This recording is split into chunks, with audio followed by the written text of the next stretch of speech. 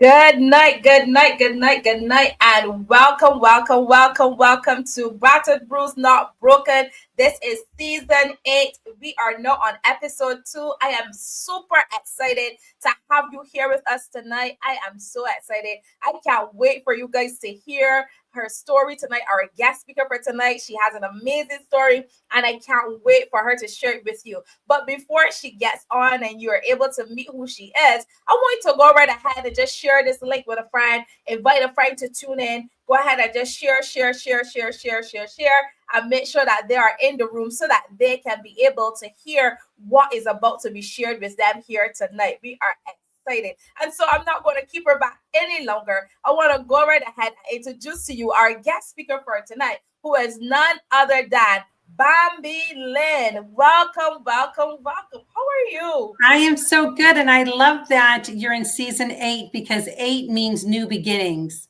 Yes. You know, it's the number of new beginnings. So you are giving your audience a starting of a new beginning, that the old has passed away and the new has come. Oh, yeah. Definitely. Just as you said, the old has passed away and the new has come. And so, Bambi, I know they're here and they're thinking to themselves, what does she have to share? What is her story? They can't wait to hear what you have to share with them here tonight. But before we jump right into it, I want to start off by you telling them a little bit about who you are and what you do.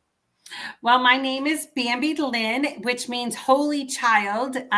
It was a discovery that I went through trying to figure out what my name was and what the meaning of my name. And when God finally said, Bambi, your name means holy child, and I found the meaning of it, it transformed me, and it, put my shoulders back and put my head up high, because now I knew who I was and how God had destined for me to be from the foundations of time. So I am a mother of 6 adult children. I do have 13 grandchildren. I have children in the military, children all over the United States. And I have amazing 10 grandsons and 3 granddaughters. I do have a grandson named Isaac Joseph that is in the arms of Jesus, and he's part of the great cloud of witnesses running around heaven, aggravating, all the great men and women, the Bible. I am a 2-time published author. My 3rd book comes out in June. I am a blogger. I'm a storyteller, and I am a life prayer coach and a woman of influence to teach women that our stories are not our death sentence, but they are our first aid kits for us to continue on into the kingdom and to glorify God even through our trauma. So that's a little bit of a little overview of who I am. Beautiful, beautiful, absolutely beautiful. I love it. I just love it. I'm excited to get right into your story and how you shared. I love how you just shared it. And I was like, 10 grandchildren. Oh my goodness. And you look so young, it's like, what is that? Well, if you believe in numbers, I am 5'5", Grace. I turned 5'5" this year. So I'm living in God's grace, and I'm living in his mercy. And I'm in the years of my Jubilee. I passed over the promised land. Now I'm in the years of Jubilee. So Amen. I love that. in the years of the Jubilee. That's right. I love that. All right. So you have a story. You have an amazing story. But before we jump right into your story, I want you to tell us from the beginning where it all started for you. Oh, well, my story, just like most of us, and I continue to try to clarify that my story is no different than other people. We all have trauma. We all have scars. Even Jesus walked this earth and he didn't leave here without any scars. So there's no, statistically, there's no different in me than there is most women, and most women that have gone through trauma, that they have been sexually abused or sexually assaulted, grew up in homes that were full of trauma, alcoholism, abuse, poverty. I'm no different than a lot of women that try to end their lives, to try to commit suicide and say, my life is worth nothing. I fit in the statistics of being married and becoming a victim of domestic violence. I fit into that category. So I'm not different. And I think that that's something that God continues to show me every day, is that my story is no different. The only difference is that I chose to get out of the rubble and I chose to do something about it. And I chose to not have my story be my death sentence, but to be my first aid kit. And I think that that's the difference. And is that when you finally are sick and tired of being sick and tired, and you finally rise up and say, okay, God, take me on this journey, take me and take all of this hurt and this pain and help me to get rid of it, that I can glorify your name. So my story is no different, but the outcome is because I chose, I chose, like the Bible says, choose you this day whom you shall serve. I chose every day, every moment, because it's a moment by moment thing. People ask you, how do you get past it? Because we only live one moment at a time. And then I don't get that moment back. I don't have to have it all figured out by 55 years old, because it's moment by moment. It's chapter by chapter in your life. And some chapters are easier and some chapters are harder. And some chapters take your breath away, and other chapters help you to lift up your hands and say, I surrender all to Jesus. I surrender. Wow, I love your outlook on life, and it's a really great outlook. It really speaks to the character that you carry, in terms of, just how you're speaking, in terms of you navigating through life's uncertainties and trials and tribulations, because we expect that they will come. And the fact that you have that mindset of, I'm an overcomer, I'm going to get through this.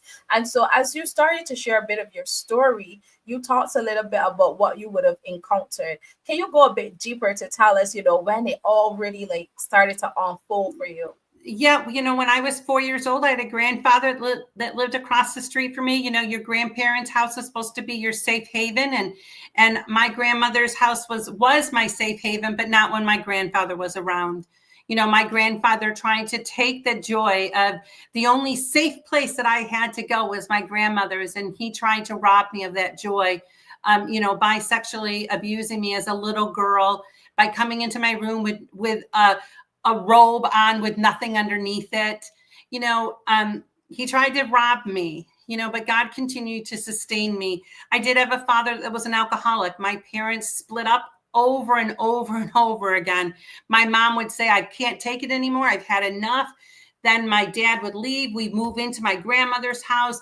My dad would find Jesus again, and he would be in rehab, and he'd come back again. And my mom would go back again. And when I was 8 years old, my parents got back together for the last time. My dad had said that he had found Jesus again, and he had gone to rehab, and he wanted us to move to Virginia. I'm originally from Buffalo, New York.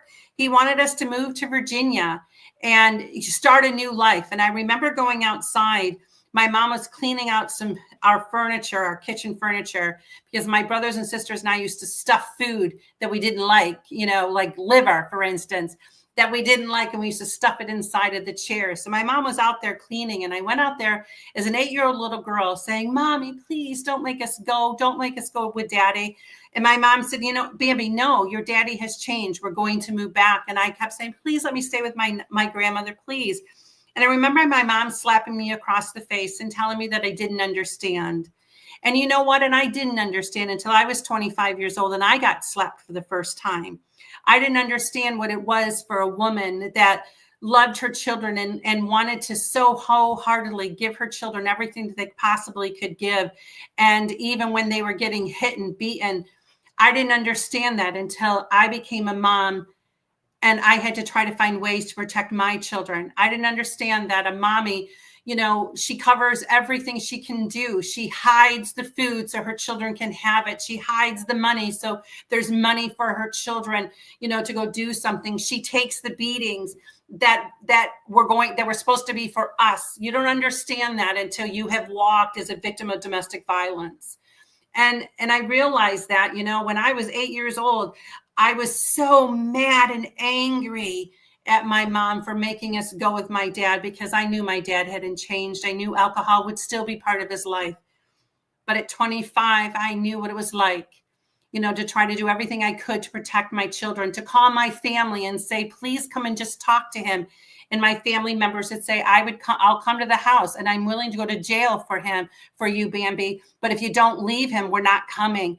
And I'd go, please, I just want you to just to talk to him, you know, because what mother wants to leave her, you know, wants to leave her surroundings. And I realized too, the questions that are asked continually about women, you know, why do you stay? Why do you stay? Why do you stay?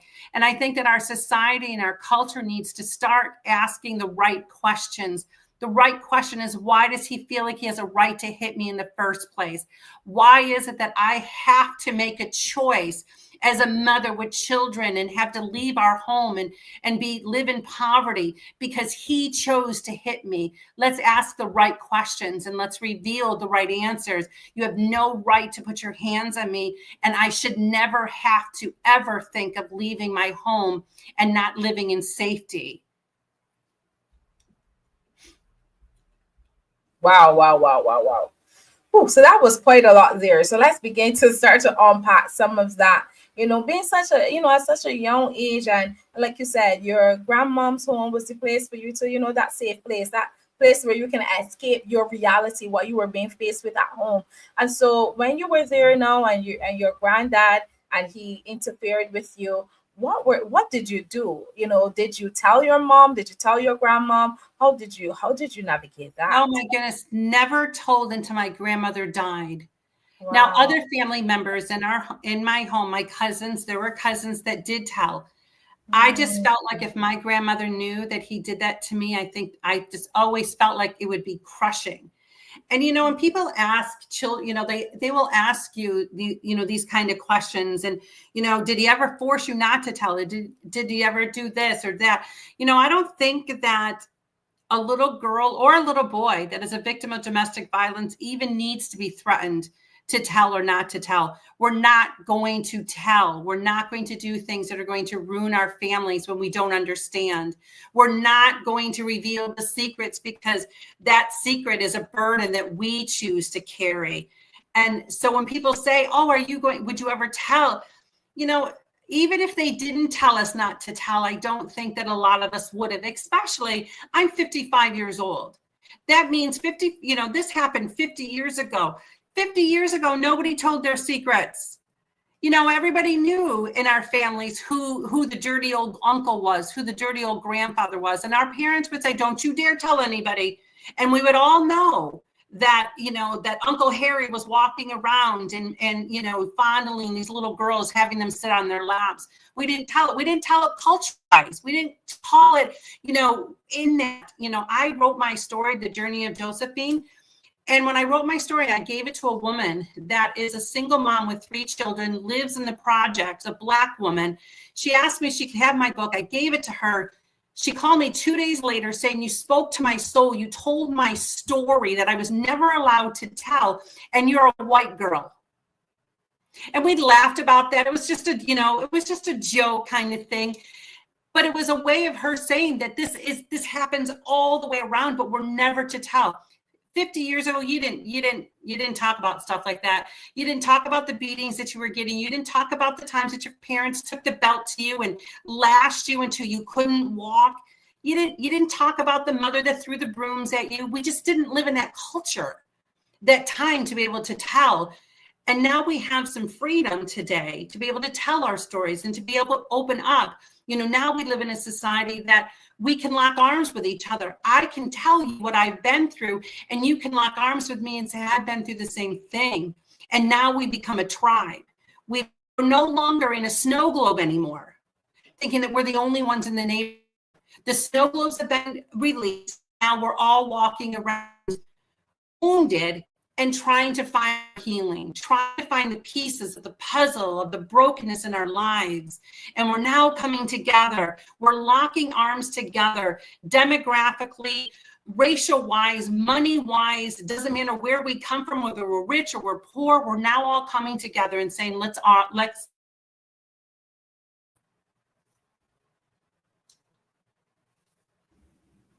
Wow. You see, I think what's interesting, because you said something earlier. You said, back in those times, people kept secrets. We were not allowed to tell, to say anything.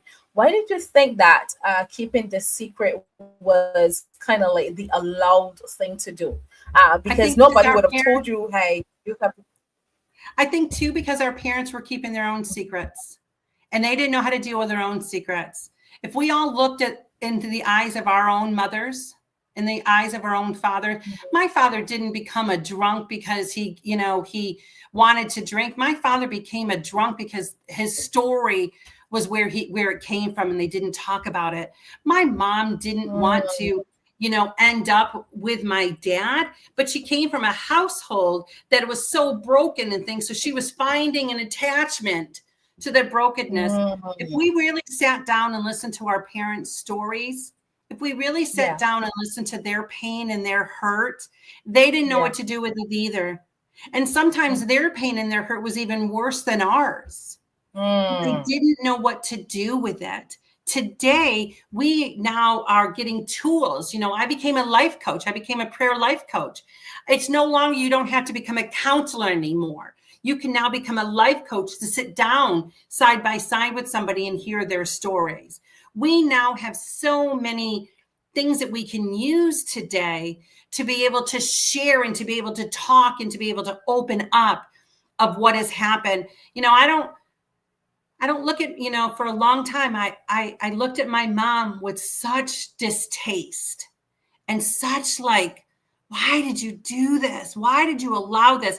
My mom parented us. She didn't know how to love. She's been beaten by my father. Now my father finally leaves. Now she's stuck with 4 kids as a single mom, trying to make it, not to be on any kind of welfare, but now we're poverty. Now we're, what's the word? We're money poverty. We just are at the thing. So we don't have a lot of food. We're not getting clothing. I'm taking a bath with my sister until I'm 15 years old so my mother can save money for water. As a 15-year-old, I was mad. As a 15-year-old, I'm mad. I'm wearing my clothes 2-3 times a week because we couldn't afford, to wash our clothes.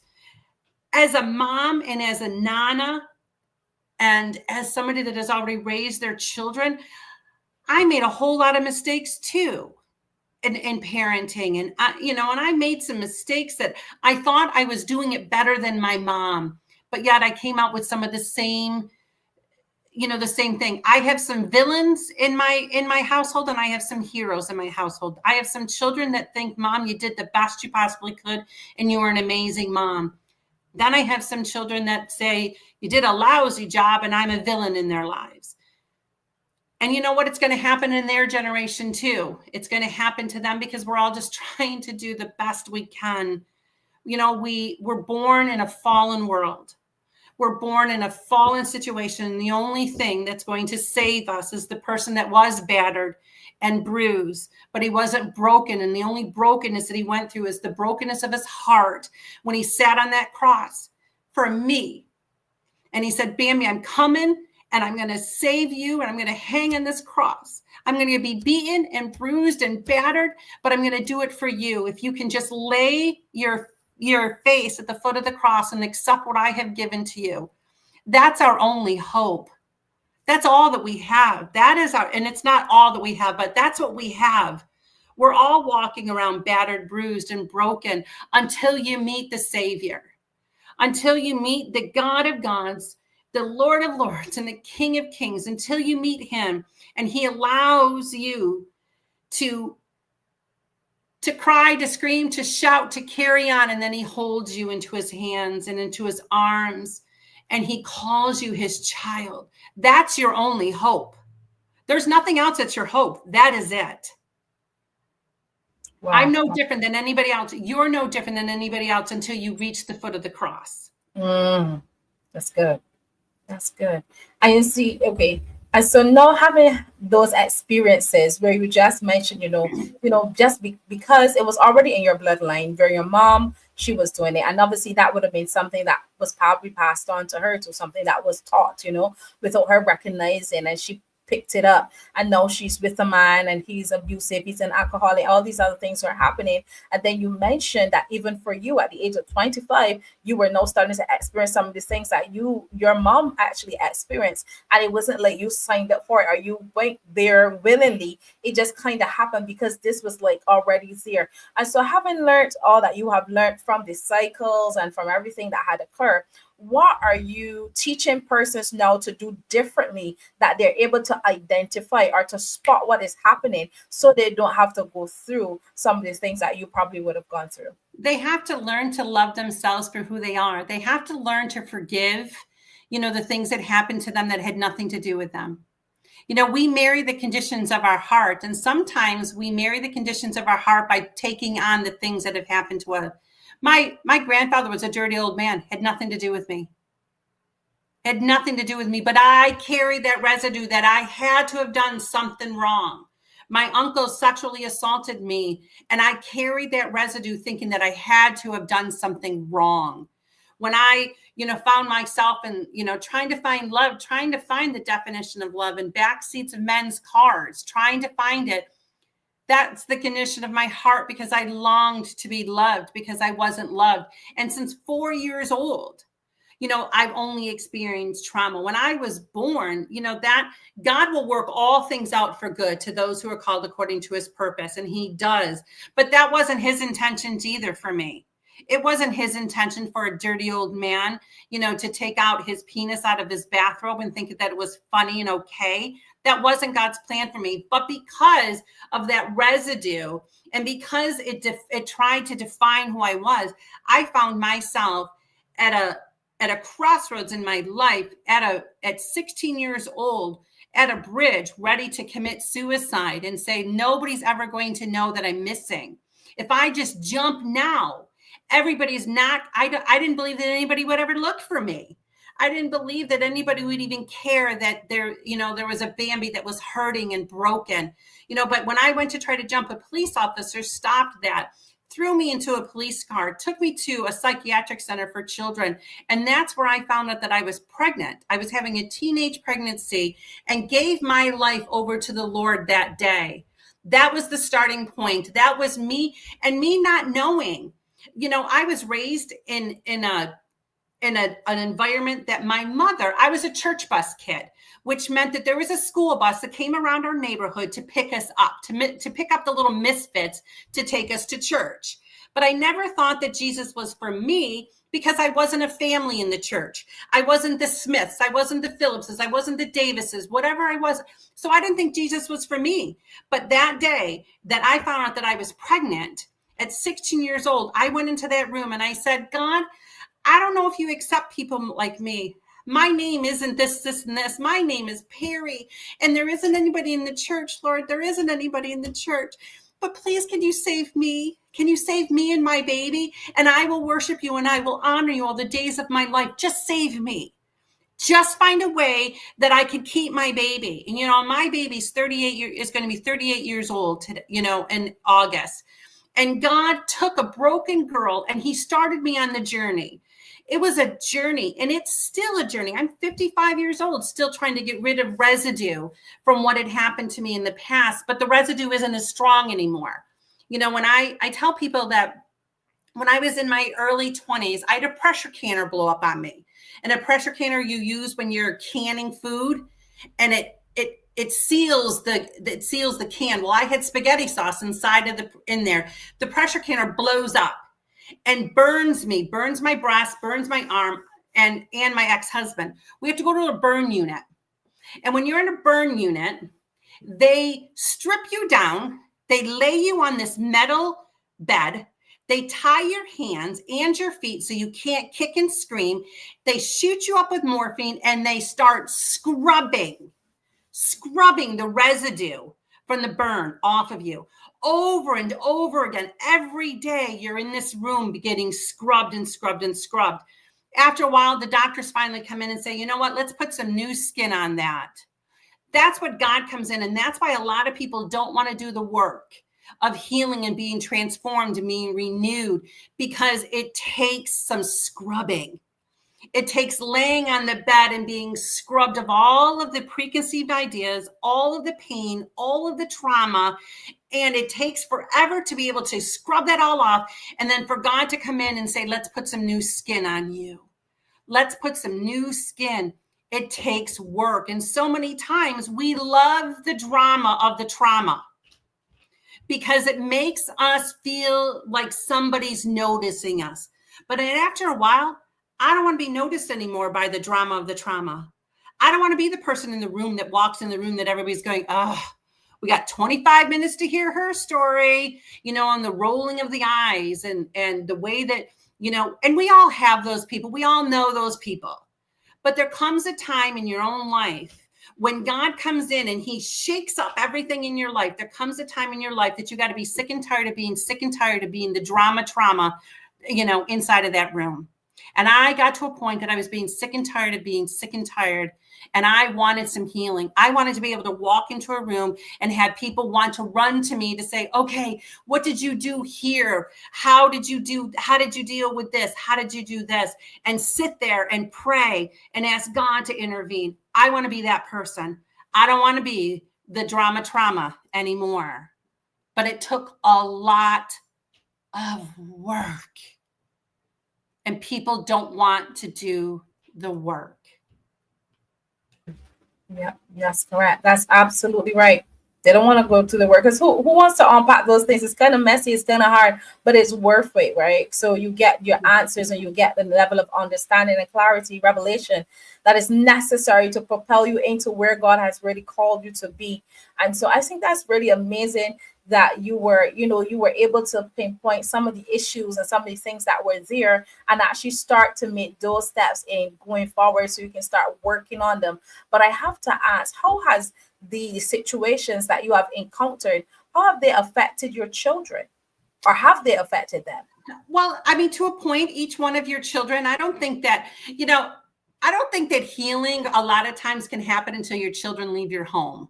I remember when I went to counseling when we were little, and I remember going into our car, my mom would say, so what'd you guys talk about? And we would tell her a little bit, and she would say, that's not how it happened. You can't tell them that. You can't do that. So I just think that a lot of the healing comes when your son or daughter are laying in bed with their new spouses and they're talking about what you guys went through, what your parents did to this and what your parents did to that. And if they're willing to let it go, and willing to deal with it, there is some healing that happens. All of us we were born from Adam and Eve, so for us to think that families aren't going to have trauma and aren't going to have things that we have to deal with, there's different ways of dealing with things. And, my 6 children, I have just like I said, I have a couple that still think that I'm the villain in their lives. And I had to accept that. And I had to be okay with that, because there were 6 different perspectives, 6 different stories, 6 different ways of looking at something. And all of them are different. They're going to look at something different, and they're going to remember things that I'm never going to remember because it didn't affect me. And as parents, we just have to be willing to say, wow, I guess I didn't look at it that way. I'm so sorry. And my sons are in the military, and there were some things that they had to do within the military. And they were laughing about it. I'm like, oh my goodness, I'm so sorry. I didn't even think about that when you guys were little, that you were going to have to explain this or explain that, because it didn't matter to me. I was just making decisions for today. So I don't think that we ever I don't think we're ever quite healed until we're in the arms of Jesus. I don't think that we're ever totally restored until we meet him in glory. It's a constant thing. That's why the Bible tells us that we have to renew our minds daily. We have to renew what has happened and get a new way of looking at things daily. We have to understand that when Christ looks at us, he sees us through the finished work of his son. We don't. We're constantly trying to achieve that. And Jesus and God saying, well, wait a minute, I already see it from my son. You've already been redeemed, set free. Now let's get your mind to believe that. And I think that people forget that, when you look at the story of the oyster, prime example of life.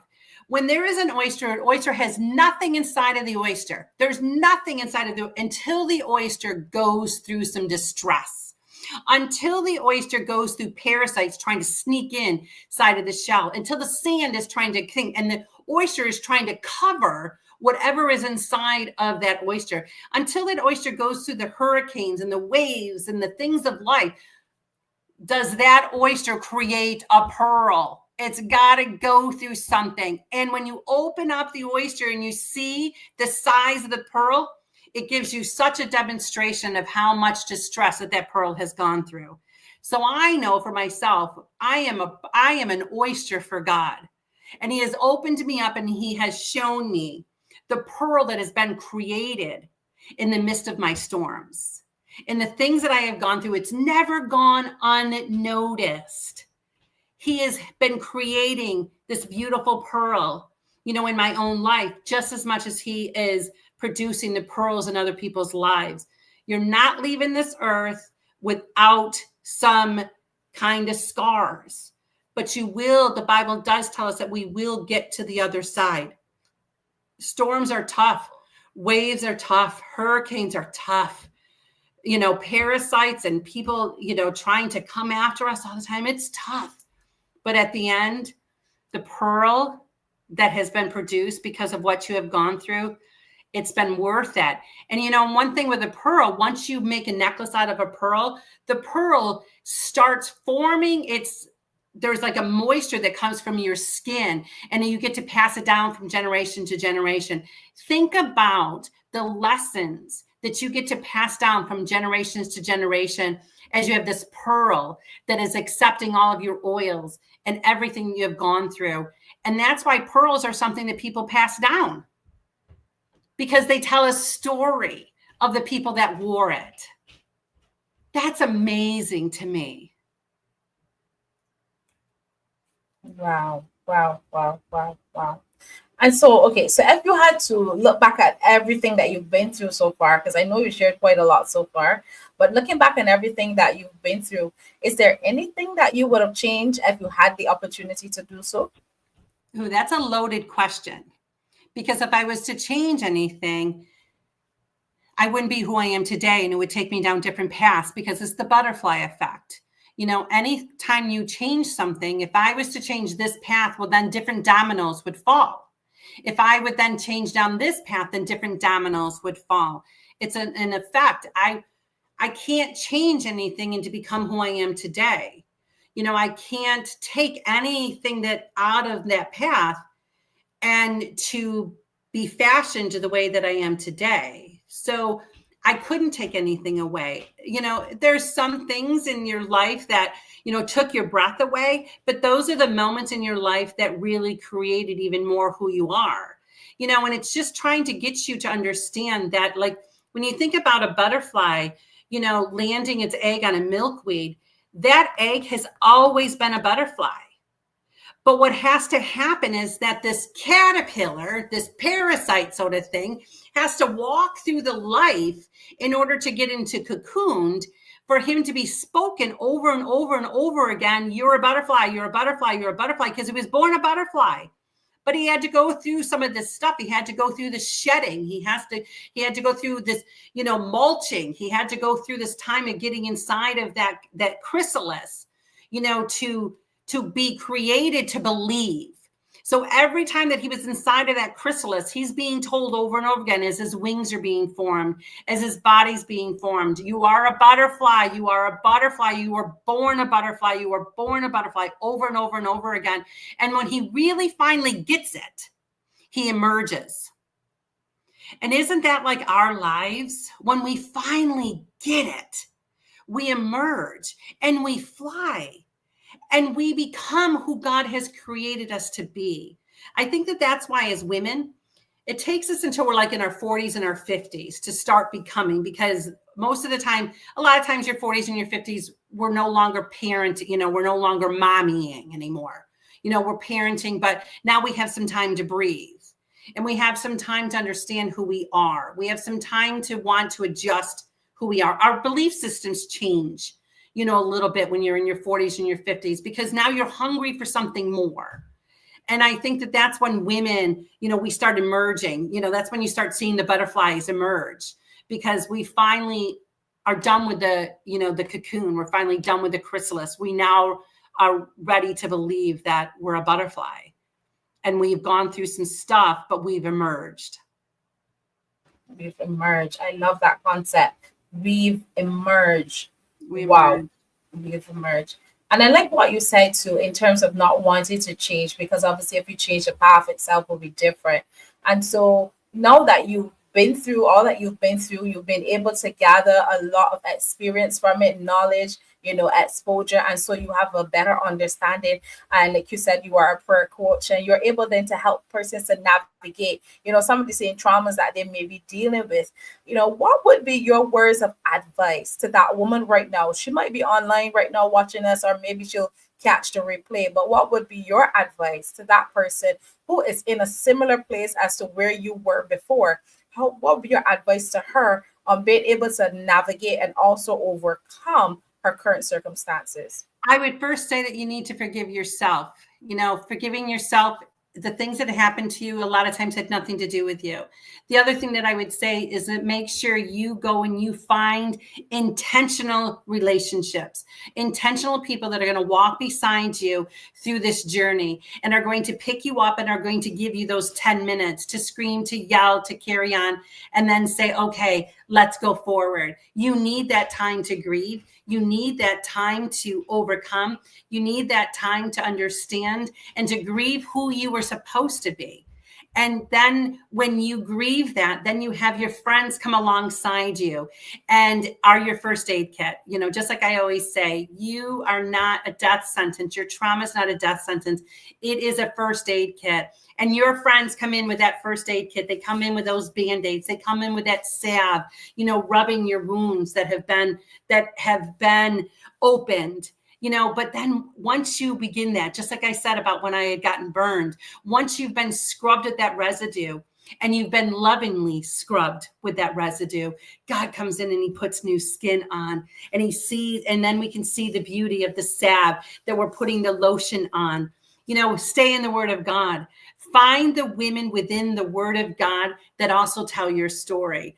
I wrote a book called The God Who Sees, that comes out in June, and it's 29 different women of the Bible.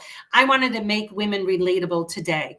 I wanted to make sure that women knew that God had covered every situation and every circumstance that we have been through in our lives. He has created a woman in the Bible that can lead us to his grace, that can lead him to his mercy. There's stories of incest. There's stories of battered women. There's stories of blended families. There's stories of miscarriages. There's stories of moms that have to deal with, their children going into jail, murder. There's stories of widows. There's stories of single parenting.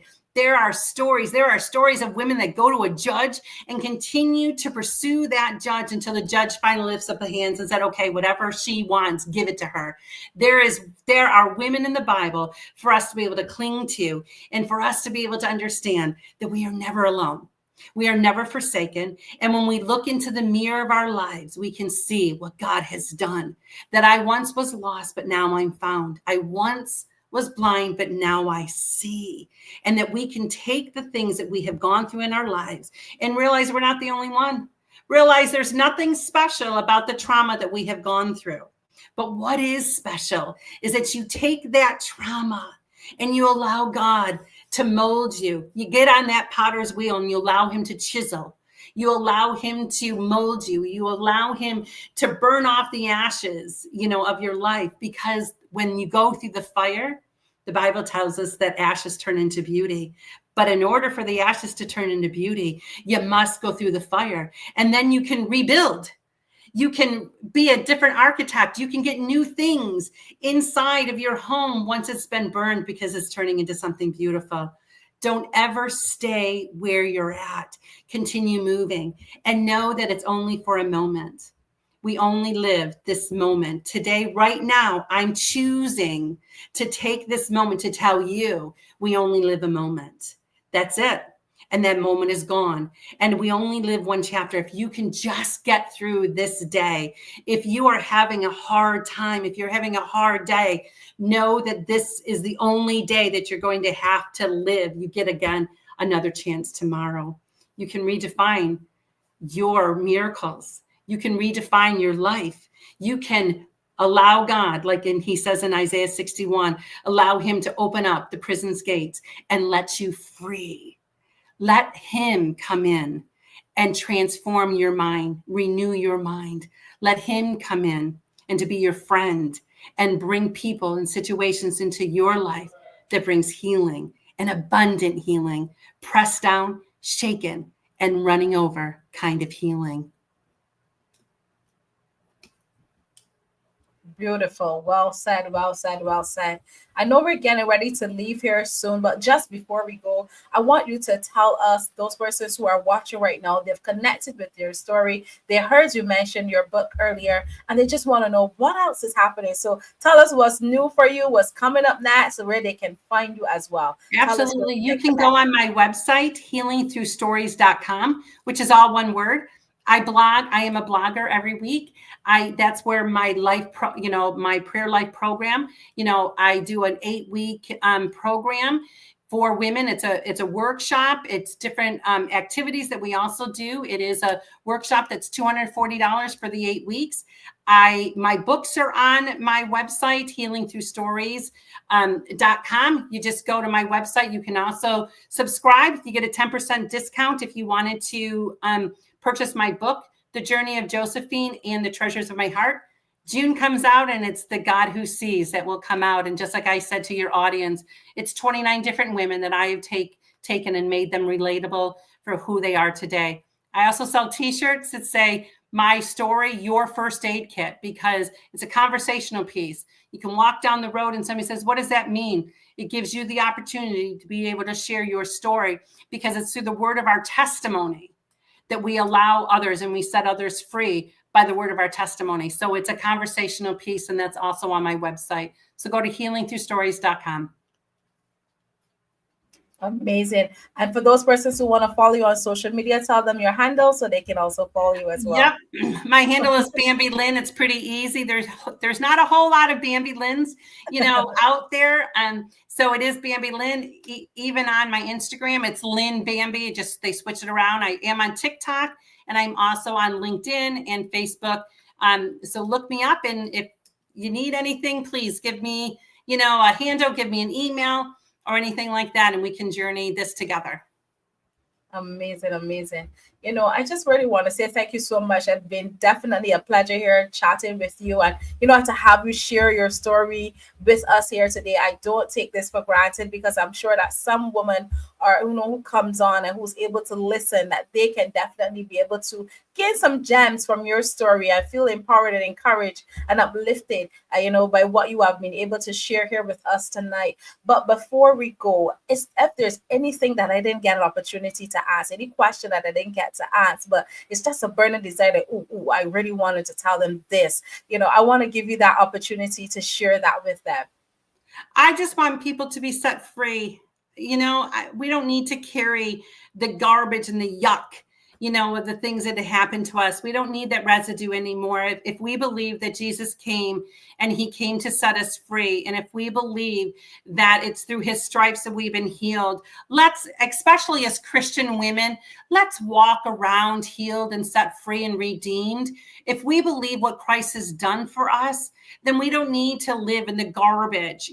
Go back to the enemy's camp, take back what he is stolen from you, and stop putting him in the driver's seat of your life, and allow God to come in and to pour his healing oil over you. You've been set free. The prison gates have been open, set free, especially as women, especially as Christian women. Stop walking around as if our trauma has destroyed us. It's not a death sentence. It's a first aid kit. Use it and glorify God through it. Yes, beautiful. Beautiful. Well, thank you so much, Bambi. Like I said, it's been a pleasure here, having you to share with them tonight.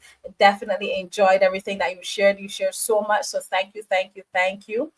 Just before we go, to those of you who are on and who are in the comments, I want to thank you guys for tuning in as well. Every single Wednesday, meeting us here at 6:30 p.m. It's definitely been a privilege, an honor, and a pleasure to have you here and to be able to share with you every single week too as well. I do not take this for granted that you are here and that you're coming out and supporting us, because I know it's Wednesday. You could be any other place, but you've decided to be here with us. And for those of you who would also share this video at the end, thank you so much for sharing with your friends and your family and those persons too as well. Just before we go, and I'm just going to place Bambi backstage, I want to share with you quickly our upcoming event. And that's our upcoming event. It's happening this June. You don't want to miss it. It's an amazing event, if I do say so myself, because this event is like none other. Because with this event, this is where we are able to talk about, we're going to be discussing matters of the heart. That's what we're going to be discussing, matters of the heart. It's happening June 28th right here in Barbados. If you live in Barbados, or even if you're overseas, it doesn't matter where you are in the world, you are invited to be in the room. We have phenomenal women and men who are also going to be there too to share with us. We're going to have on our lineup our keynote speaker, Dr. Shavonna Waithe, and she's going to be sharing with us. We have Apostle Travis Blackman, we have Prophetess Sherry Ann Marshall, and Dr. Henry Richards. These are all phenomenal women and men of God. Let me tell you, it's going to be an amazing, amazing, amazing opportunity. We are discussing this theme this year. It's called Matters of the Heart. And so what does that really mean when we say matters of the heart? It means that, especially as women, because we're catering to women, we have so many different things that we're dealing with. Some of us, we're dealing with rejection. Some of us, we are dealing with abandonment issues. Some of us, we're dealing with unforgiveness. Some of us, we're still healing from our traumas, our past traumas, whether it was a relationship with a mother and a daughter, or mother and father, or even as a husband and wife, or even with your children too as well. There's so many different layers to that. And so we're going to be unpacking that. We're going to be looking at the matters of the heart, because too many women are walking around with that spirit of hurt. And it's just really like a burden that they're carrying. And so we want to take some time to fully address that. And of course, we always like to bring it and make it fun. It's going to be fun and interesting. And so we're going to have it with the theme of the 90s edition. That means we get to dress up back in time. And so get your outfits, get your full hairdo done and stuff. Back then in 90s were the cornrows, it was the bobs, it was the what do you call that? The afros as well. Get your afros as well. Get your pumps. Get your bag. Just get ready. And let me tell you, there's always a price for the best dress. So you don't want to show up and not be best dressed, because there are many prizes and surprises that are going to be happening there. It is going to be a phenomenal time. You're really going to be able to enjoy yourselves. If you want to grab your ticket. Go to our website at www.queensmindset.net and grab your ticket. Part of this event that we're also going to be having, we're going to have a segment called the awards segment. We're actually going to be giving away some phenomenal awards to phenomenal women who are doing amazing things out there. They're making some great impact. And right now, nominations are still open. And so if there is anyone you can possibly think of that you would want to nominate for an award, the award is free. There's no cost for the award. You don't have to pay for the award. You nominate that individual, and once that individual goes forward, the individual goes forward to the voting round, and then you allow persons to vote for them, and whoever has the most vote, they win. They're the ones that are awarded, and they gain the award, and they get the award. Like I said, the award is free. So go ahead and just nominate. And to nominate, you can go to our website as well. Go to www.queensmindset.net. Click the link on our homepage. All the information is there. It's on the first page. As soon as you go on, you click that link. Go ahead, nominate. And remember, you don't have to be in Barbados to nominate. The person can be from any part of the world. They just need to be present to receive their award. That's it. If they're selected, if they win the award, they're supposed to be present to receive. And so that's the only criteria, and they have to be a woman. That's it. But we're going to have an amazing, phenomenal time right here at Battered, Bruised, Not Broken. The Ladies Buffet Brunch is the 90s edition. Remember to invite a friend, tell someone about it, because this is where it's going to get really, really, really good, if I do say so myself. And so I want to thank you guys once again for coming out. It was indeed a pleasure having you here with us tonight. We definitely enjoyed talking to you, and I look forward to seeing you right here again next week, Wednesday, same time, right here, where you're going to hear from another phenomenal woman with another phenomenal story, a powerful story, because these stories are just so good. You don't want to miss it. So make sure you're here so that you're able to hear from them as they come and share. Whatever you do tonight, be safe out there and have an amazing time. And I'll see you back here next week, Wednesday. Goodbye for now.